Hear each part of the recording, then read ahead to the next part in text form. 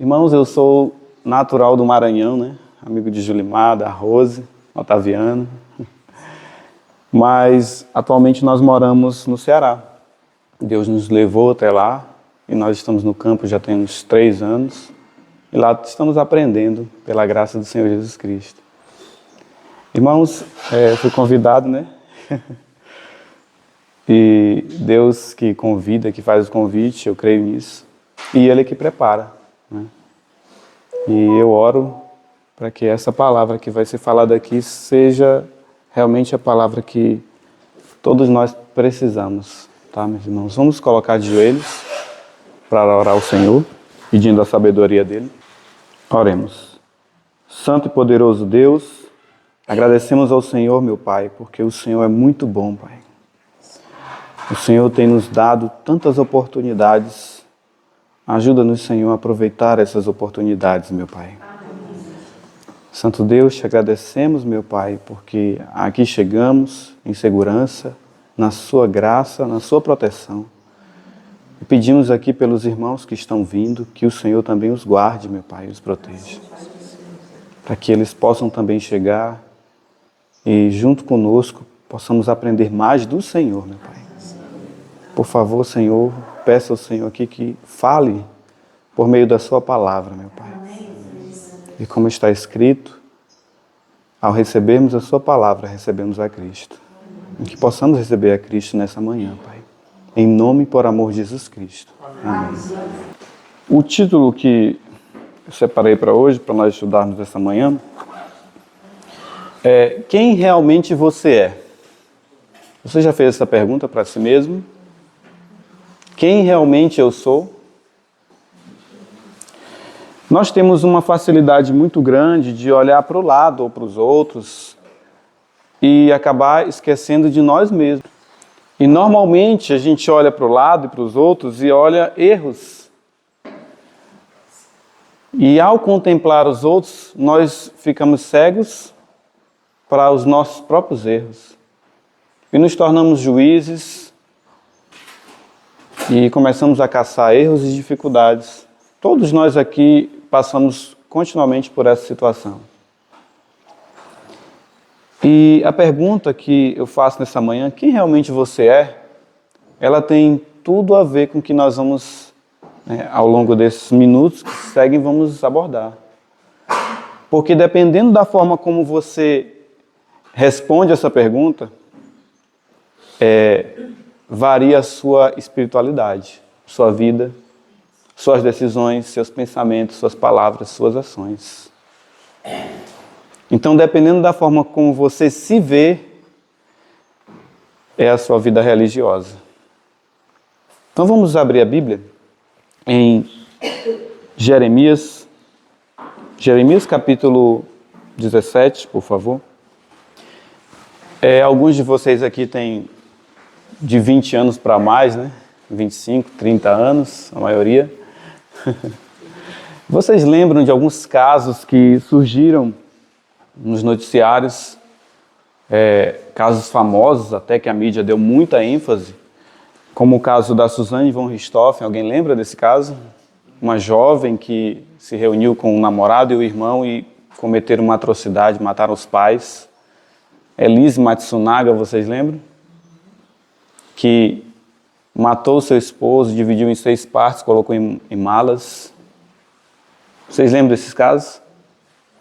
Quando a gente ouve falar disso, o que surge no nosso coração? Quando você está de frente para o noticiário e assiste, não surge uma revolta, uma motivação de fazer algo em relação a isso? De tentar resolver, de fazer justiça? Não é assim? Você quer que a pessoa pague pelo crime que cometeu. Não é assim que a gente pensa?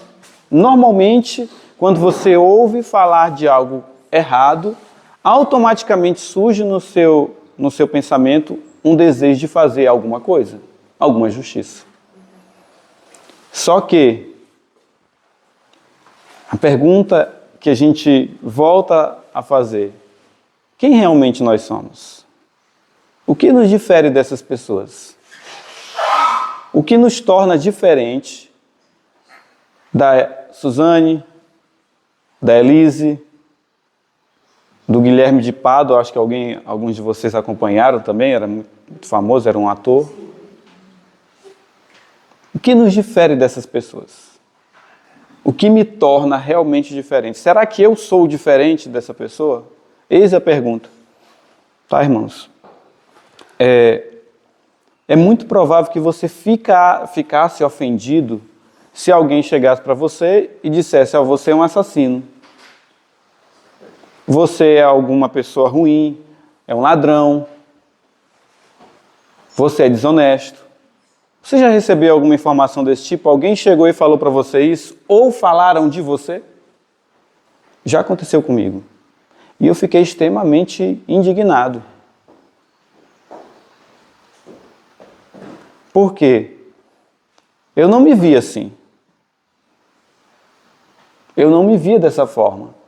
Eu vejo um lado bom do Jonatas, assim como todos nós vemos os nossos lados bons. Mas nós não vemos o lado ruim. Porque nós olhamos tanto no bom e olhamos tanto o ruim das pessoas que esquecemos que também temos partes ruins em nossa vida. E nós vamos compreender melhor. Então, se alguém dissesse que você é caloteiro, que você é infiel, você ficaria extremamente, ou falasse de você para outras pessoas, você ficaria chateado. Você provavelmente diria que isso não é verdade, que estão inventando a respeito de você. E você ficaria chocado se as pessoas começassem a falar. Você começaria a se defender. Não, eu sou justo, eu sou trabalhador. Eu jamais faria isso que estão falando de mim. Eu jamais mataria uma pessoa e dividiria em 6 partes. Eu jamais faria isso.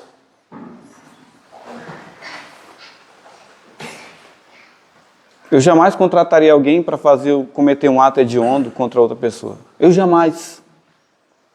A pergunta é, será? Porque todos nós aqui temos uma respeitabilidade social. E sabe o que é isso? Uma capa. Todos nós aqui temos. Uma roupa, alguns têm uma respeitabilidade social melhor, uma roupa melhor, uma aparência melhor, anda num carro melhor, tem uma roupa de marca. Outros nem tanto. Mas essa respeitabilidade social que nós criamos é uma capa, ela nos impede de ver quem realmente somos. Ela nos impede de ver como Deus realmente nos vê. E é por isso que nós vamos ler esse verso. Jeremias capítulo 17, verso 9. Gostaria que alguém pudesse ler em voz alta. Enganoso é o coração mais do que todas as coisas, e perverso, quem o conhecerá? Muito bem. Quem está falando? Está falando de quem?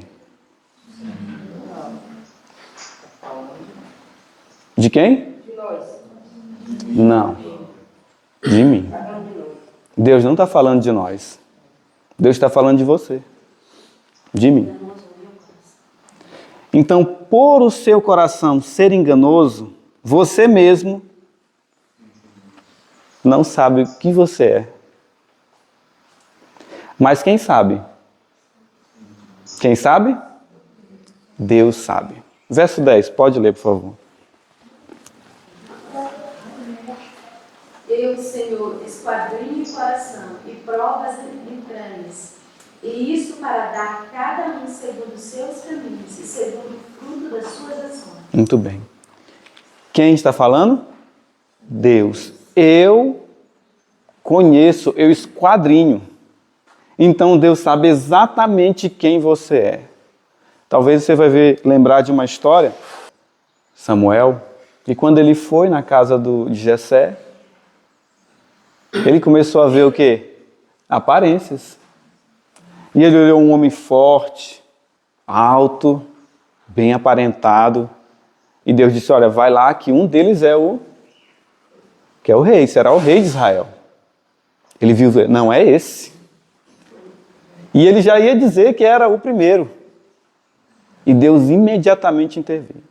E disse assim, olha, não é esse. É assim que a gente vê. Da mesma forma como Samuel. A mesma forma. Samuel era um homem de Deus, em contato constantemente com o Senhor. E mesmo assim, via o exterior.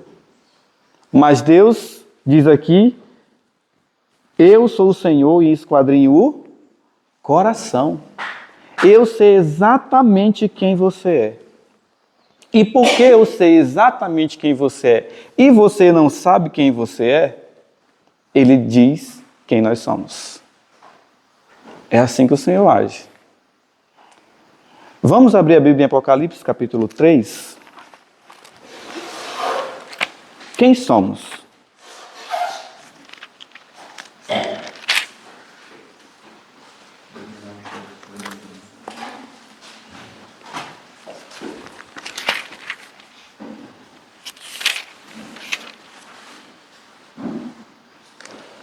Apocalipse capítulo 3, o verso 15. 15 e 16.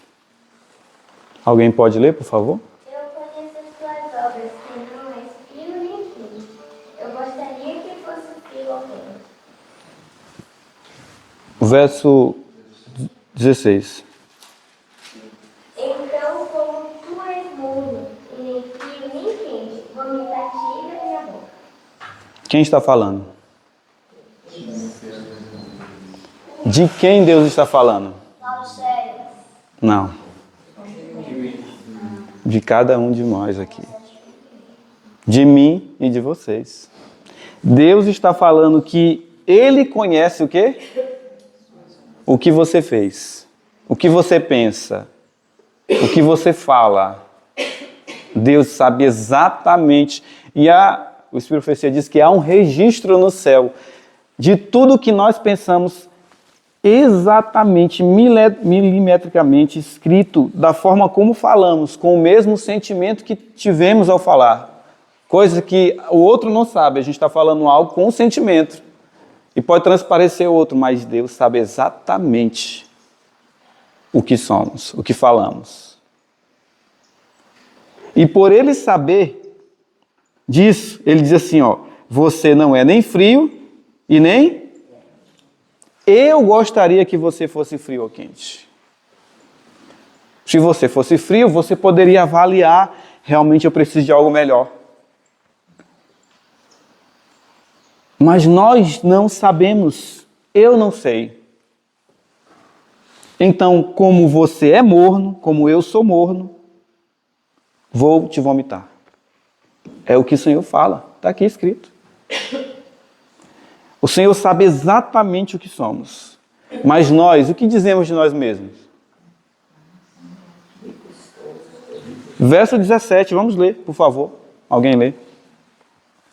Como dizes, rico sou e estou enriquecido, de nada tenho falta. E não sabes que és um desgraçado e miserável e pobre e cego. Amém. Ei. Quem está falando? Não. Aqui não é Deus quem fala. Eu estou falando aqui. O texto diz, porque tu dizes. O texto diz, eu digo assim. Eu digo que sou rico. Eu digo que eu sou cheio de bens. Não tenho necessidade de nada. Eu digo isso. Aí o texto fala, não sabes. Quem não sabe? Eu não sei. Eu não sei que sou desgraçado, que sou miserável, que sou pobre, cego e nu. Eu não sei. Então Deus sabe exatamente quem somos. E por Ele saber quem somos, Ele nos diz o que somos. Porque nós mesmos, o texto fala, nós temos um coração enganoso. Então nós mesmos nos enganamos. Criamos uma coisa que exatamente não somos. Desgraçado quer dizer sem a graça? Sim. Cegos, nus. Então o que Deus fala, irmãos, é exatamente o que é. Certa vez Jesus mandou os discípulos irem numa aldeia de Samaria, pedir que os recebesse. E os samaritanos não quiseram receber a Cristo. E os discípulos chegaram até Cristo e falaram algo interessantíssimo. Vocês lembram o que foi? Senhor, manda fogo cair em cima deles para destruir eles. Manda fogo, como Elias mandou. E o Espírito de Profecia diz que eles estavam olhando o monte onde Elias, o Monte Carmelo, onde Elias tinha mandado fazer isso. Por isso que eles lembraram.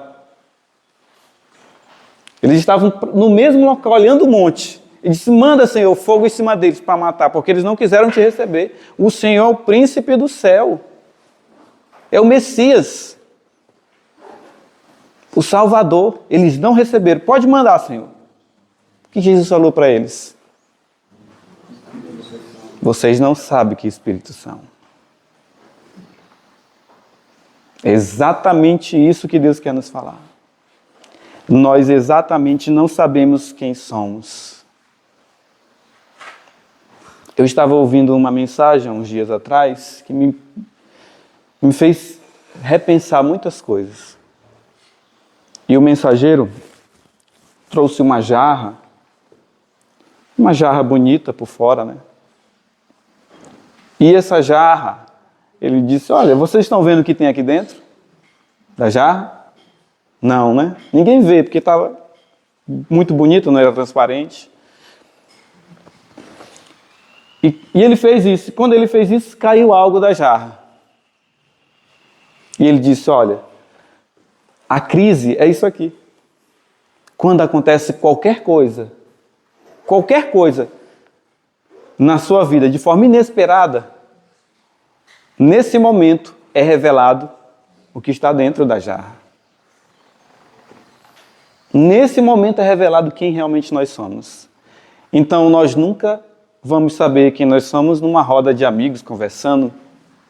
Nunca. Nós saberemos quem somos nas crises. Ellen White diz, é na crise que se revela o caráter. E eu fiquei avaliando as crises que já envolveram a minha vida durante os tempos passados, para avaliar realmente quem eu sou. E você precisa fazer isso.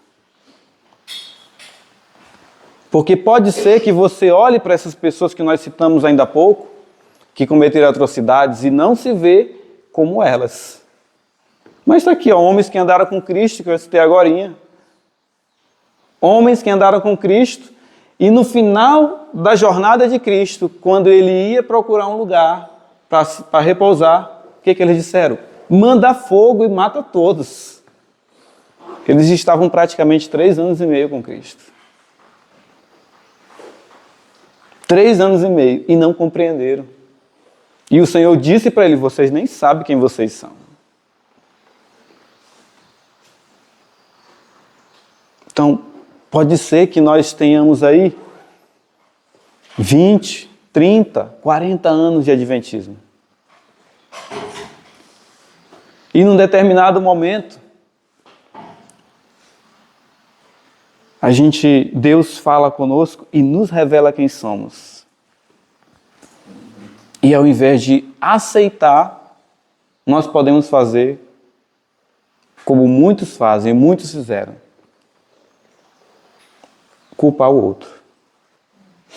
E como Deus revela quem eu sou? Isso é uma boa pergunta. Por meio das crises. Por meio das intempéries que acontecem. Coisas inesperadas. É nesse momento que você sabe quem você é. E isso é uma bênção. Porque se não fosse por isso, nós permaneceríamos cegos para nós mesmos.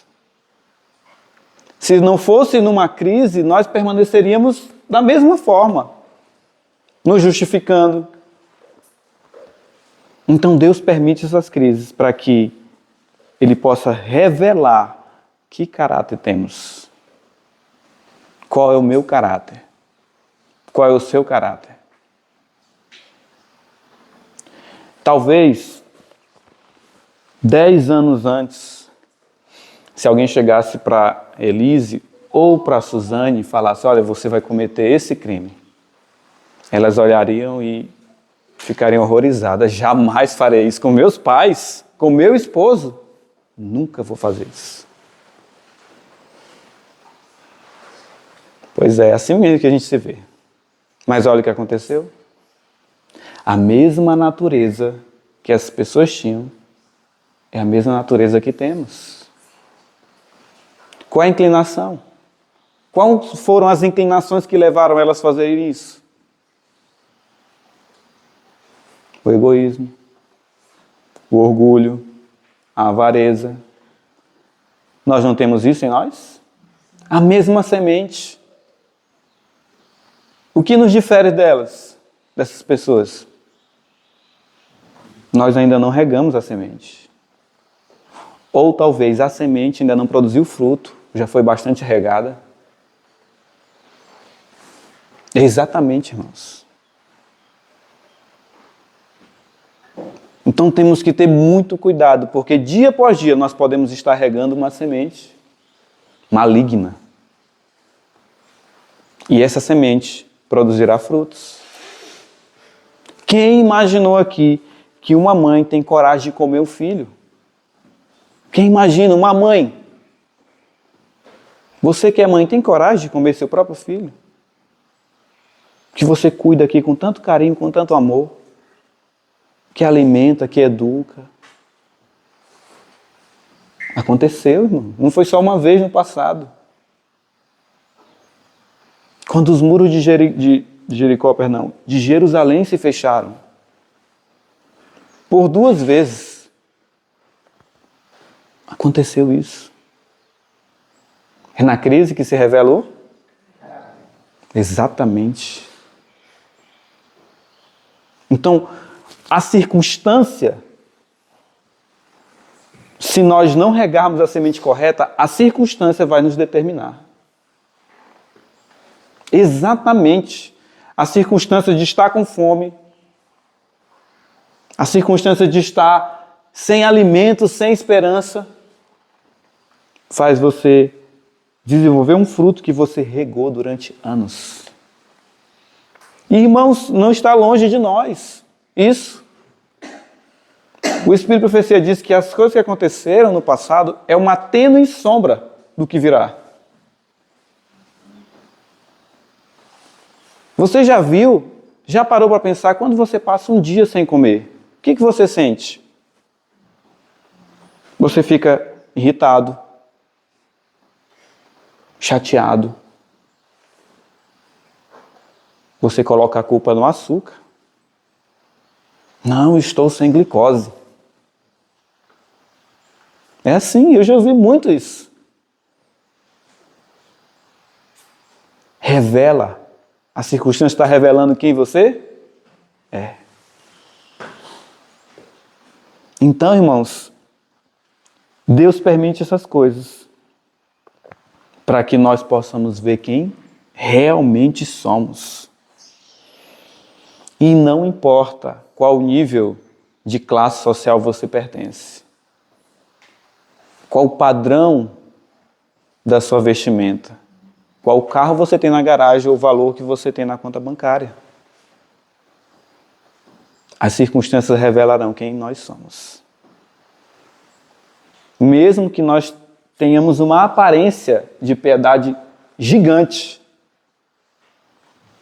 mas as circunstâncias sempre revelarão o que somos. E aqui nós temos 2 caminhos. Olhar para o que fizemos nas circunstâncias e tomar o caminho correto e reconhecer que realmente somos isso e buscar alguma coisa para melhorar, para mudar, para transformar. Ou nos desculpar, que é o caminho comum que todo mundo faz. Olhar para trás, ver um erro que cometeu e se justificar, se desculpar. Quando você faz isso, você está regando uma semente. E essa semente vai se desenvolvendo. torna uma pequena árvore, vai crescendo. Ainda não deu frutos, mas dará. E o Espírito de Profecia diz que muitos que estão no nosso meio serão piores do que os que estão lá fora. É isso que está escrito, não é? Vocês lembram dessa passagem? A perseguição interna será terrível. Por quê? A semente foi regada, está produzindo frutos. De que lado nós estaremos nessa crise? Lembre-se, é na crise que se revela o caráter. Irmãos, temos que ter isso em mente. E nós vamos ver aqui alguns exemplos. Vamos abrir a Bíblia em Romanos 8, verso 7.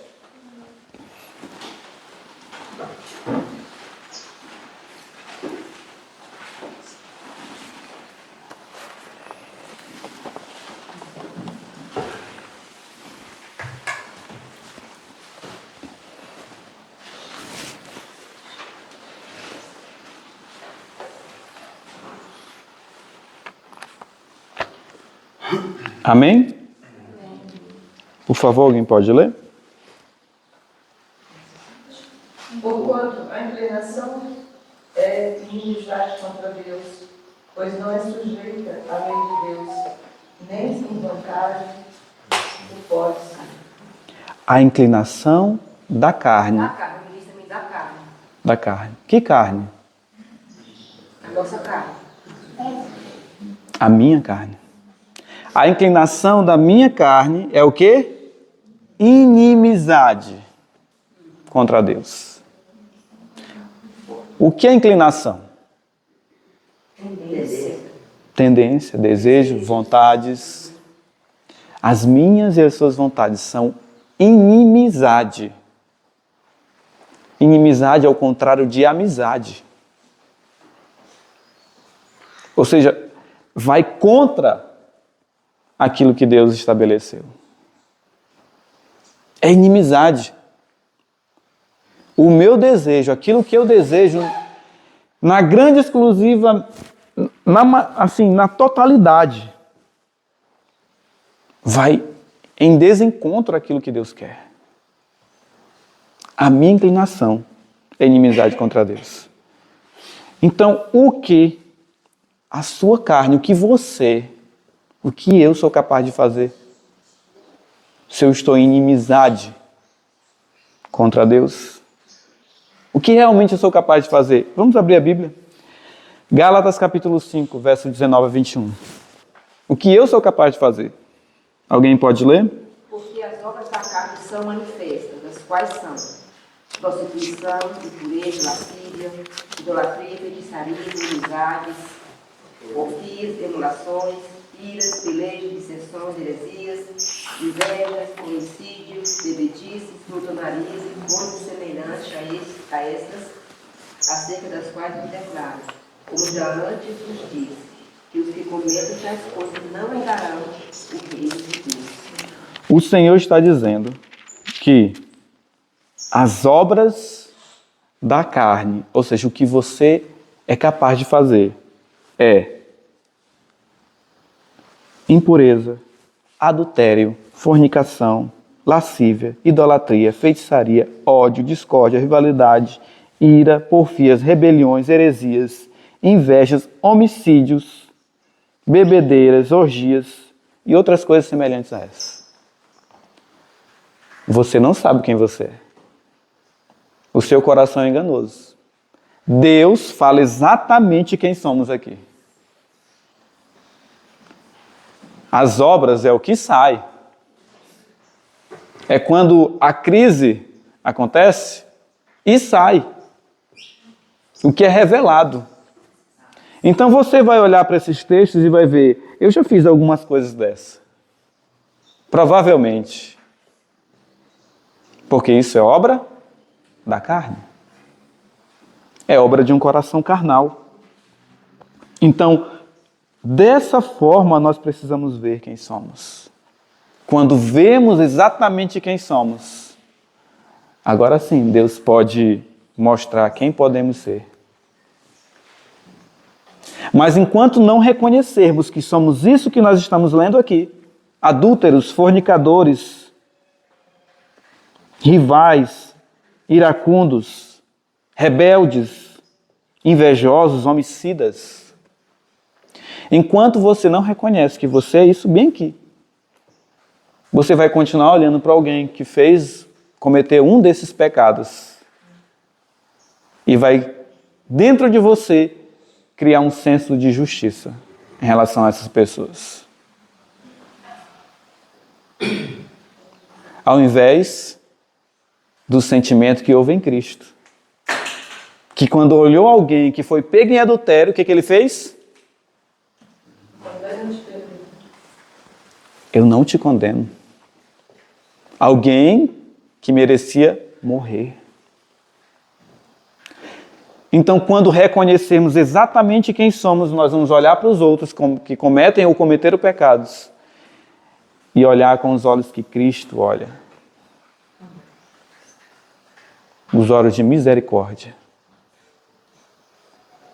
E ver que essa pessoa só cometeu isso porque a crise revelou o que tinha dentro. E enquanto nós não olharmos isso, nós vamos continuar vivendo uma vida nessa terra. E o Espírito Santo nunca será derramado. Não sobre nós. Então, a única forma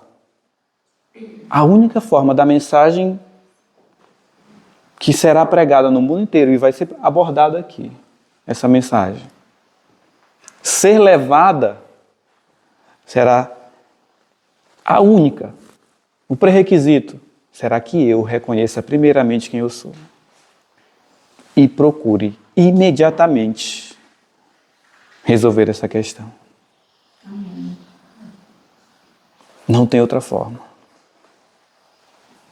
Irmãos, não tem. Não é se desculpando que resolve. Não é se justificando que resolve.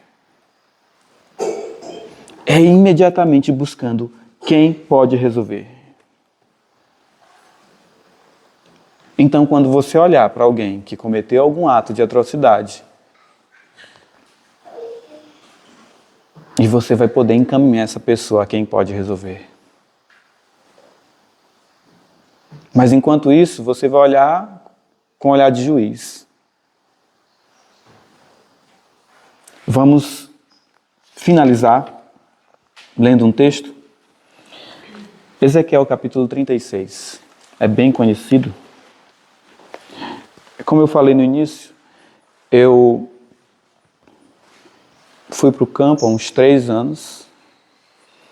E ao chegar no campo, eu comprei uma propriedade com bastante pé de limão. Bastante pés, segundo o dono, tinha 1.600 pés de limão.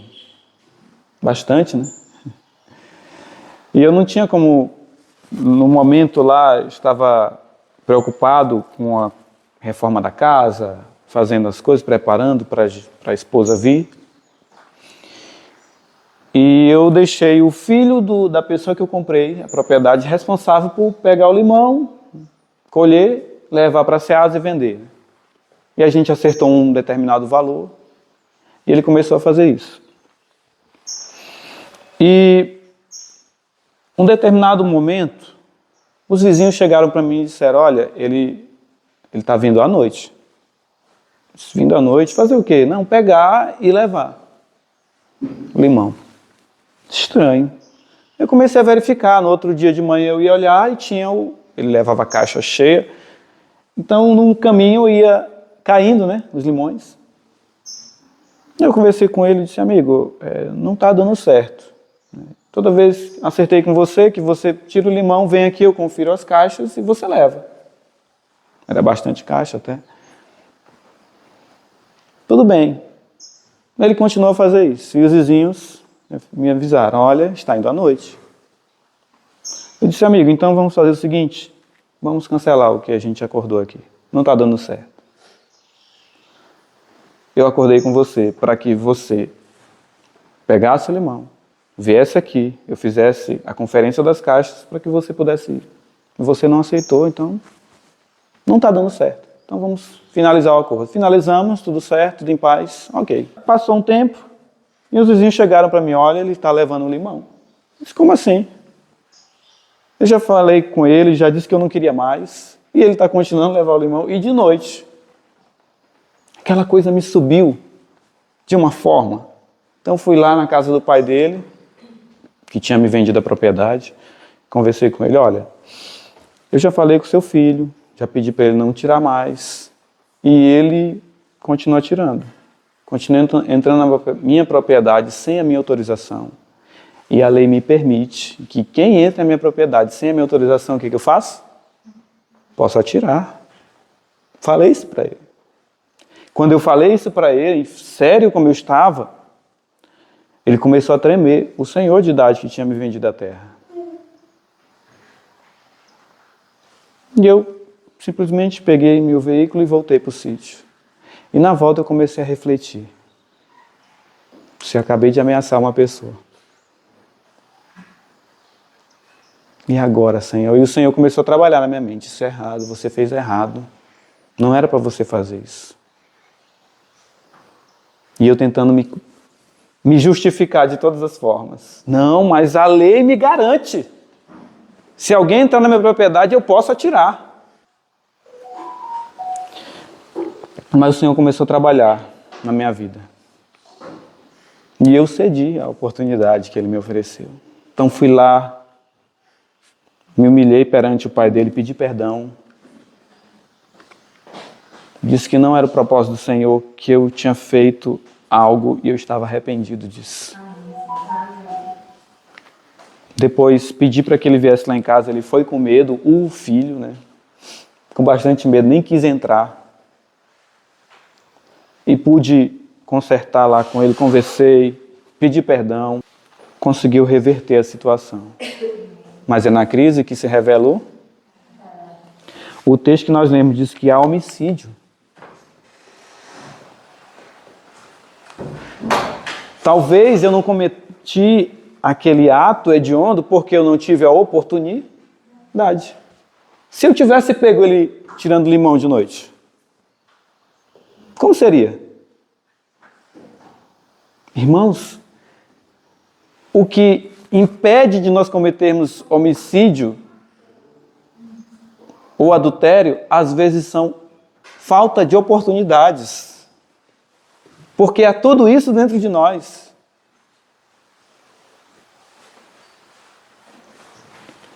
Então, irmãos, nós precisamos imediatamente buscar um socorro. Em nós mesmos, não tem condição, não tem mais, não tem o que fazer. Só há justiça própria. Só orgulho, inveja. Em nós mesmos não há como reverter essa situação. Mas tem um ser que pode fazer. Ezequiel capítulo 36, o verso 25. 36, 25. Diz assim: então, eu aspergirei água limpa sobre vós. Eu quem? Deus. Amém? É o Senhor. No verso 23 diz, e diz o Senhor. Vamos continuar, verso 25. Eu aspergirei água limpa em vós, e ficareis limpos. De toda a vossa imundícia, de todos os vossos ídolos, eu vos purificarei. Eu tenho aprendido nessa mensagem de justificação pela fé do poder da palavra. Quando uma palavra é falada, na própria palavra há um poder para fazer aquilo que a palavra está dizendo. Amém. Então Deus está dizendo, eu aspergirei água limpa sobre vós. E ficareis? Amém.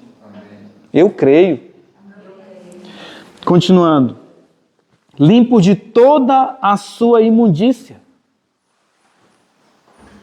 De tudo isso que nós acabamos de ler, que são obras da carne. Porque tudo isso é em nós. Deus está fazendo um checklist de que somos, de quem somos. o que fazemos, as nossas ações. Continuando, verso 26. Um novo coração eu vos darei. E um novo espírito eu colocarei dentro de vós. E tirarei o coração de pedra da vossa carne, e vos darei um coração de carne. E colocarei o meu espírito dentro de vós, e vos farei andar nos meus estatutos, e guardareis os meus juízos, e os farei. Essa é a palavra do Senhor. A mesma palavra que criou esse mundo. Quando o Senhor fala, por mais que o seu coração seja esse coração que nós acabamos de detalhar aqui. Quando Deus falou, esse mundo era sombras, era trevas. Não tinha nada de bonito. Mas quando Ele fala, Ele transforma algo que é péssimo, ruim, horrível, que era esse mundo, e é o nosso coração, em algo maravilhoso, para a sua honra e glória. Vamos ler agora o verso 36.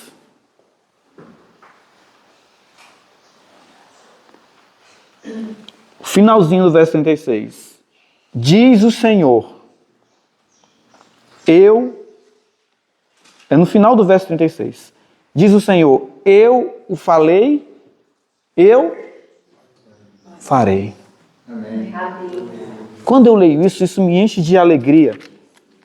Porque se você voltar um pouquinho para trás, no livro de Jeremias, capítulo 32, no verso 24, você vai ver algo também maravilhoso.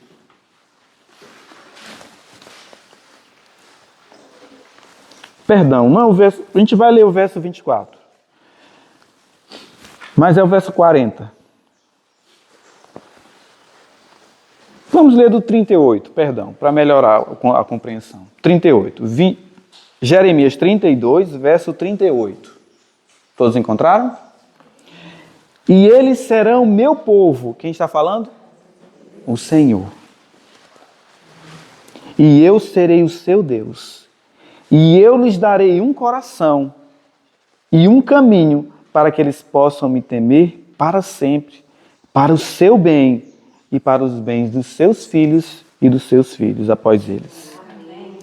E eu farei um eterno pacto com eles, que eu não me desviarei de fazer-lhes o bem. Amém. Mas eu colocarei temor nos seus corações, para que eles não se afastem de mim. No final do verso 42 diz assim, eu trarei sobre eles todo o bem que lhes prometi. Amém. E sabe o que me deixa com uma alegria imensa? Porque o Senhor fala no verso 27, há alguma coisa muito difícil para mim? Ele faz uma pergunta para Israel. Será que há alguma coisa difícil para mim? Há alguma coisa difícil para Deus? Ele consegue transformar um nada em tudo que nós vemos aqui por essa janela. Essa natureza, essas montanhas, essas árvores. Ele consegue transformar o nada, trevas, no que nós vemos aqui.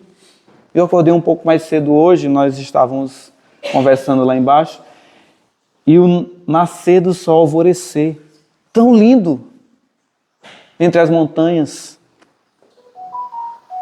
Ele consegue transformar trevas nisso, irmãos. E o que me deixa mais feliz é essa promessa. Verso 24. Eis os montes. Eles já chegaram à cidade para tomá-la. E a cidade foi dada na mão dos caldeus. Estou lendo o verso 24. Que lutam contra ela por causa da espada e da fome e da peste. Mas isso nada se compara ao que está escrito logo em seguida. que diz assim: e aconteceu aquilo que tu falaste. Aconteceu aquilo que o Senhor falou. Então, o que o Senhor falou vai acontecer, irmãos. Nós lemos que Ele nos daria um coração, que Ele colocaria o seu Espírito, que nos limparia. Nós não lemos isso aqui? Nós lemos isso, irmãos. E aconteceu aquilo que tu falaste. Você precisa crer nisso. Se você crer nisso, Deus te dá um coração. Amém. Amém. Não o seu coração reformulado. Não melhora o seu coração. Mas o que Ele faz? Outro. Novo. Um novo coração. E para finalizar, além de Ele dar um novo coração, Ele coloca o seu Espírito, irmãos. Todos nós precisamos receber o Espírito. Todos nós estamos buscando o Espírito. Ou dizemos que estamos. Para eu e você receber o Espírito, nós precisamos receber um novo coração. Deus quer dar algo que você e eu não temos. O que nós temos, tudo que é ruim.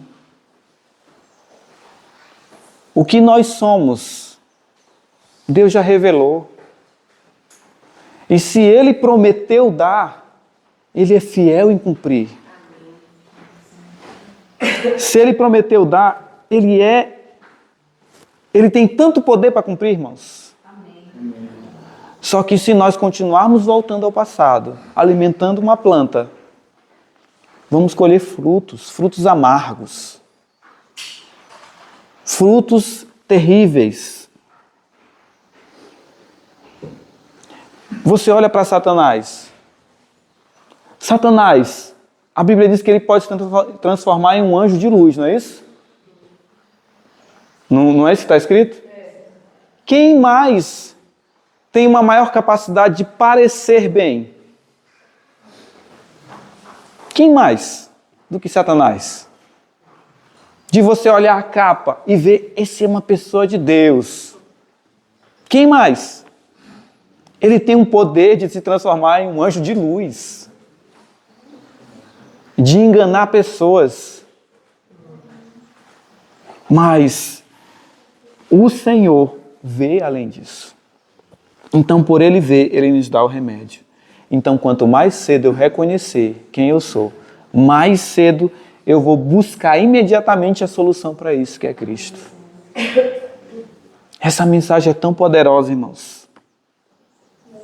Ela tem o poder de transformar algo tão terrível como somos em algo tão maravilhoso como Deus quer. Na crise se revela o caráter. Olhe a história de José. Era um menino mimado. E no momento Deus permitiu algo, uma crise. Lembre-se, toda vez que uma crise acontecer, Deus permitiu. Para quê? Você já sabe. Para ver quem você é.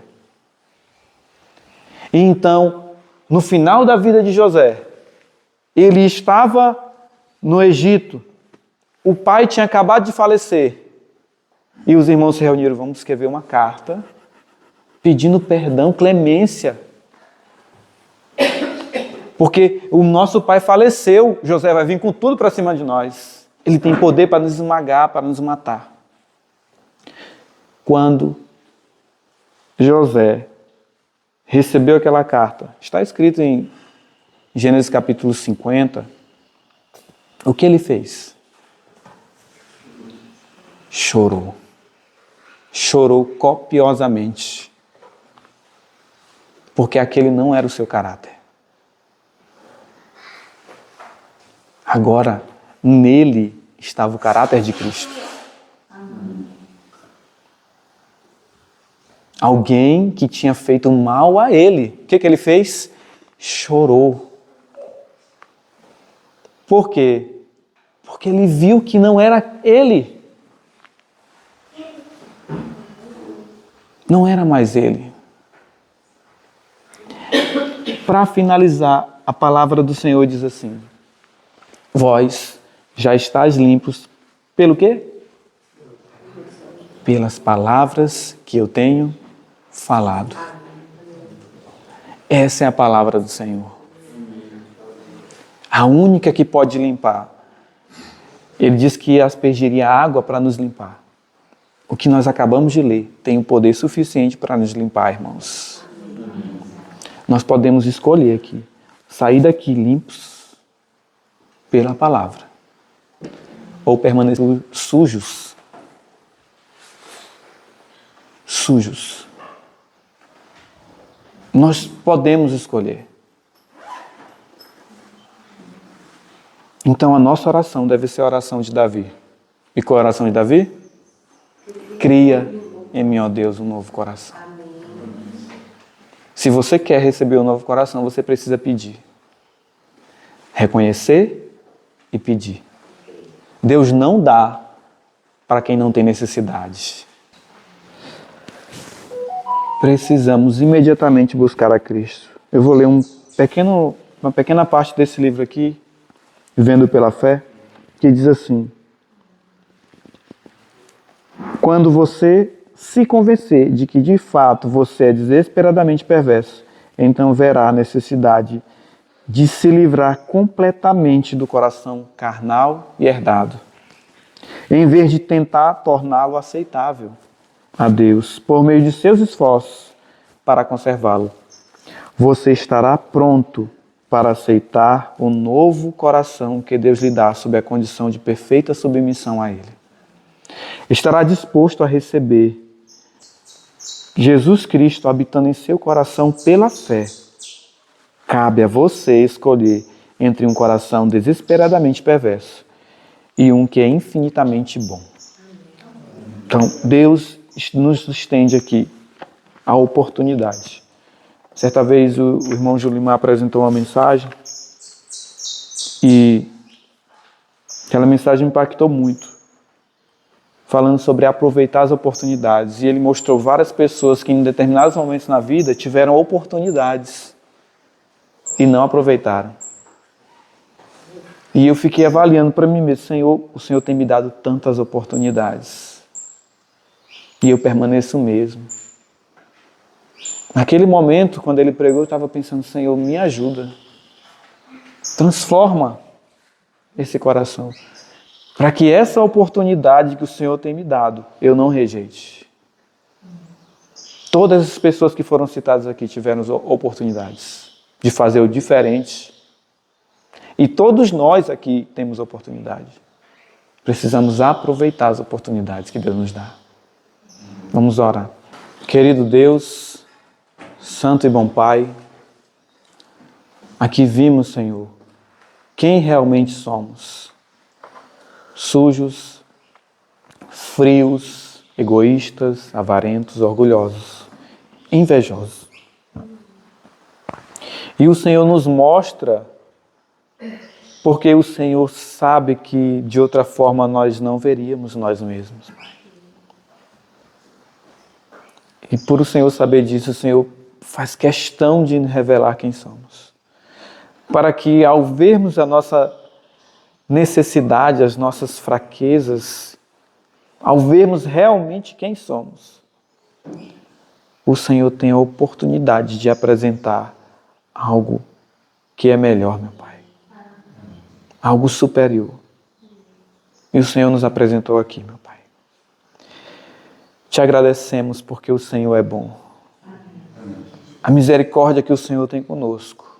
Cada um de nós aqui, que temos vários anos de igreja, de religião, de religiosidade, a mesma misericórdia o Senhor tem com aquelas pessoas que cometem atrocidades. A mesma misericórdia o Senhor tem com a Suzane, com a Elisa, com o Guilherme, com o Bruno, com todos aqueles que cometeram atos horrendos diante da moralidade social. Nós agradecemos ao Senhor, porque o Senhor não muda a sua palavra. Porque se o Senhor mudasse a palavra, o Senhor mesmo diz que nós não existiríamos mais. Mas com amor eterno o Senhor nos ama. E com benignidade o Senhor nos atrai. Obrigado, Senhor Deus. Porque estamos sendo atraídos a Ti, meu Pai. Pai Santo, peço mais uma vez, Senhor, porque está escrito na Sua palavra, o Senhor prometeu que em momentos e lugares como esse, o Senhor derramaria o Teu Santo Espírito, Pai. Já sabemos a nossa falta, quem somos. Clamamos a Ti pelo que o Senhor pode nos dar, que é um novo coração e colocar o Teu Santo Espírito. Por favor, Senhor, cumpra a Sua palavra neste lugar, meu Pai. Em nossas vidas, Senhor. Não para nós mesmos, porque o Senhor nunca faz algo para só uma pessoa. Mas é para abençoar outros, Senhor. Então, Pai, cumpra a Sua palavra. Te pedimos, Senhor, em nome e por amor de Jesus Cristo. Amém, Senhor.